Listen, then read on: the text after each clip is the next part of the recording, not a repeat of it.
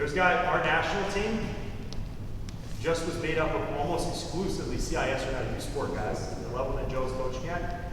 Okay, playing any level of college basketball is a success. So if you don't know these schools, you got to start to know now, because a lot of young players, I find you don't study the game enough. You don't know enough about the different levels, other players, whatever. So that's first and foremost. Number two is you should be very curious about how you can excel, how you can get to the next level. So this is an opportunity. I'll give you a couple minutes here if anyone has any questions. And I'm sure that even after the fact, I know you guys are young and you forget something or you want to ask later. By all means, email me or email Coach Doug and he can pass it on to me. Sure. Ask away, guys. Ask away. Please do. Yes. What's the biggest transition between high school to post-secondary? Speed, decision making of your speed of your decision making, I think is number one or two. I always refer back to physicality. I think physicality wise, size, strength. Again, I always, when I said you're grade 8 going against grade 12s, 13s, 14s, that's reality, right? Because physically, not everybody's a mature 18-year-old, not everybody's a mature 19-year-old, but now you're expected to perform against, guys that are Doug's size, physicality, 220 pounds, 6'4", on the women's side, same thing, physicality, speed with which you have to make decisions. So that ball screen stuff, you have to know that stuff. Right, and everything. I think the other thing too is your work ethic has to be insane. Okay, you have to. I mean, he comes up with a great line all the time. You have to train insane, and in order to be at that level, absolutely unequivocally, you have to train. And you have to be diligent in that. It's not just basketball skill. It's weight room. It's sacks, speed and quickness. Okay, all those things, mentally as well. Any other questions? Yes? Just on the defense thing, sometimes I find hard to know when to bite and when not to bite on jabs and shot fakes.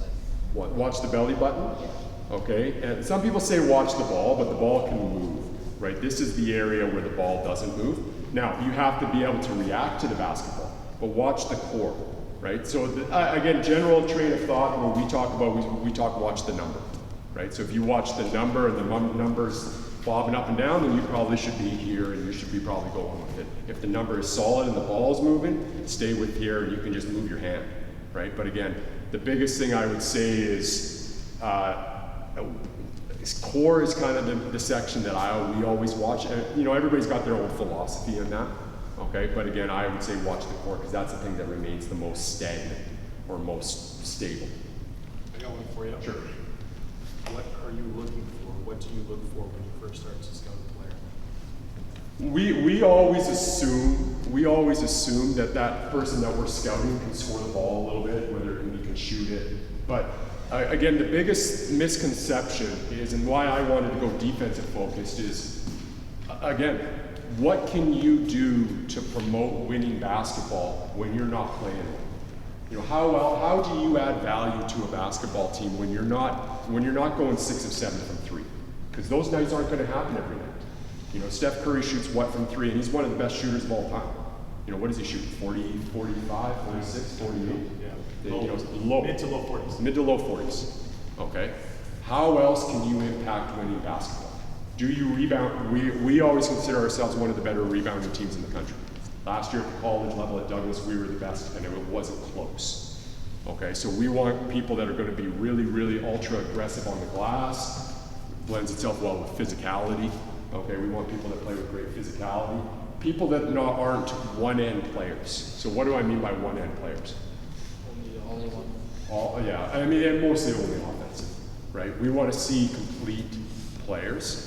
And too many people gauge their emotions, gauge their level of interest on whether they've hit their last shot or not.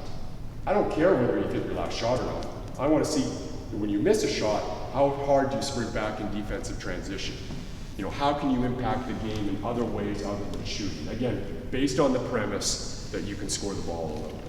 Okay? What did we talk about yesterday? What did we say yesterday?